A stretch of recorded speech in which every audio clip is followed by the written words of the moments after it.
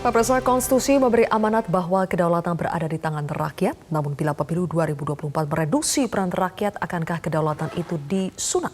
Saat kita menunggu pengumuman putusan gugatan uji materi sistem pemilu oleh Mahkamah Konstitusi, beredar informasi sistem coblos partai akan diterapkan kembali.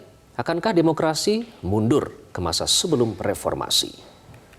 Kalau kesimpulan diberikan minggu ini, maka harusnya logikanya paling cepat minggu depan itu putusan baru bisa dibacakan. Masih ada ruang seharusnya bagi MK untuk menimbang ulang. Jika memang ingin merubah sistem pemilu, sebaiknya tidak dilakukan. Karena bukan persoalan lebih baik atau lebih buruk yang mana, tapi tadi lagi-lagi akan mengganggu persiapan dan juga bukan kewenangannya karena adalah open legal policy. Gugatan uji materi sistem pemilu di Mahkamah Konstitusi belum diputuskan. Namun beredarnya informasi terkait arah putusan Hakim Konstitusi telah memicu kegaduhan. Adalah mantan Wakil Menteri Hukum dan HAM, Denny Indrayana, yang mengaku mendapat informasi Mahkamah Konstitusi akan memutuskan pemilu legislatif kembali ke sistem proporsional tertutup alias mencoblos tanda gambar partai. Menurut akun sosial media Denny, ada 6 hakim konstitusi yang akan menyetujui sistem coblos partai. Sementara 3 hakim lainnya akan berbeda berpendapat atau dissenting opinion. Menurut Denny, jika betul MK mengubah sistem pemilu, dikhawatirkan mengganggu persiapan pemilu 2024 yang sudah berjalan di KPU. Akan terjadi kekacauan, chaos yang mengganggu persiapan pelaksanaan pemilu. KPU pasti akan kesulitan, partai-partai pasti akan kesulitan. Banyak pihak yang menduga MK menampilkan sinyal mengubah sistem pemilu. Dalam sidang lanjutan uji materi sistem pemilihan umum, Wakil Ketua MK, Saldi Isra, sempat menyatakan sistem proporsional terbuka yang saat ini diterapkan lebih banyak merugikan kader parpol yang telah berjuang sejak lama. Orang tiba-tiba, entah dari mana asalnya, tiba-tiba diajukan oleh partai politik. Dan itu hampir semua partai politik yang jadi pelaku di ruangan ini melakukan yang sama. Ngambil orang terkenal, tiba-tiba dijadikan calon, dan kader yang berdarah-darah di partai itu kemudian ditinggalkan begitu saja. 8 fraksi di DPR kompak mendesak Mahkamah Konstitusi untuk tidak mengabulkan uji materi sistem pemilu. Fraksi Golkar, P3, PKB, Gerindra, Nasdem, PAN, PKS, dan Demokrat mendesak agar sistem proporsional terbuka tetap diterapkan pada pemilu 2024 mendatang. Sistem pemilu proporsional terbuka yang telah diberlakukan sejak pemilu 2009 dinilai sebagai sistem pemilu terbaik bagi iklim demokrasi di Indonesia. Dan dipilih oleh rakyat katanya. Normanya menyatakan dipilih oleh rakyat, anggota DPR itu. Tidak dipilih oleh partai. Selama 32 tahun rezim Orde Baru berkuasa, sistem politik dirancang untuk menguntungkan kelompok penguasa karena tidak memilih wakil dan pemimpinnya secara langsung. Kedaulatan rakyat pun terpasung. Selama Orde Baru berkuasa, seperti inilah penampakan kertas suara. Sistem pemilu ini disebut proporsional tertutup. Rakyat hanya dapat mencoblos nomor, nama, atau tanda gambar parpol peserta pemilu.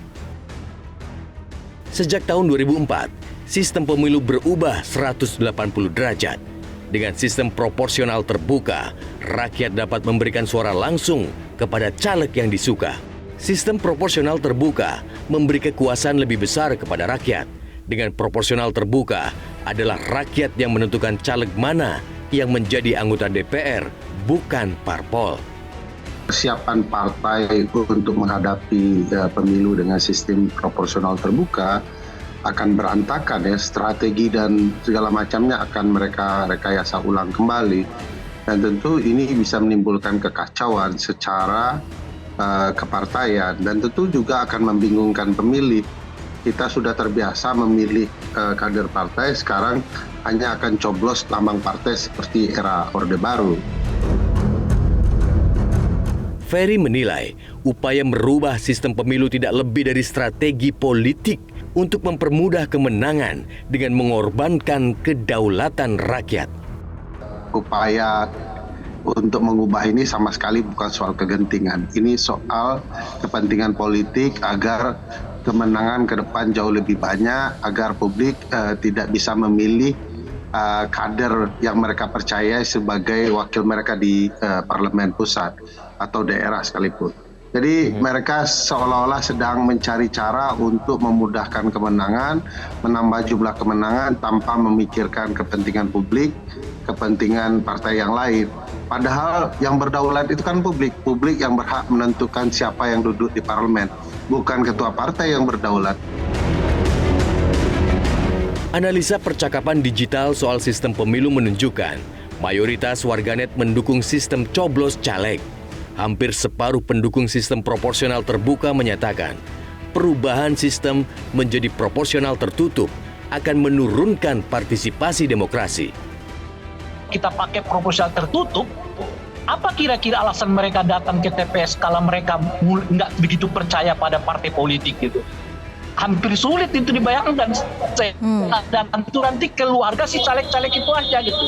Keluarga caleg itu kalau ada 4 ya kali 2 kali 8 jadi per orang itu 2 orang akan jelas partisipasi akan turun, karena kalaupun kita bahkan ketika kita pakai daftar terbuka sekalipun tingkat partisipasi kita sebetulnya nggak begitu tinggi kalau untuk pileg ya. Jadi sehingga orang datang ke TPS itu karena alasan milih capres, tapi kalau di TPS surat suara untuk pilegnya ada, yang mereka langsung coblos juga untuk pileg itu. Kalau ini sekiranya dipisahkan di saat dimana publik begitu apatis ya para kinerja partai politik, kalau kita kembali ke proporsional daftar tertutup, itu serta-merta menarik kita ke situasi tahun 60-an, 70-an, 80-an gitu. Yang ada itu publik jadi mobilisasi untuk datang ke TPS. Mobilisasi itu ada 2 cara. Pertama, pakai duit, atau yang kedua pakai ancaman gitu. Seperti yang terjadi di zaman Orde Baru gitu. Mahkamah Konstitusi diminta tidak gegabah mengambil keputusan, mengingat besarnya dampak perubahan sistem pemilu. Apalagi kewenangan merubah sistem pemilu sebenarnya merupakan wilayah pembentuk undang-undang. Sistem pemilu itu kebijakan hukum milik pembentuk undang-undang. Kalau dia diambil alih Mahkamah Konstitusi, itu dampaknya bisa kacau. Karena pilihan hanya pada satu sistem, itu akan bisa berimplikasi pada kesulitan kita untuk melakukan penyesuaian, inovasi, dan juga evaluasi yang cocok bagi Indonesia.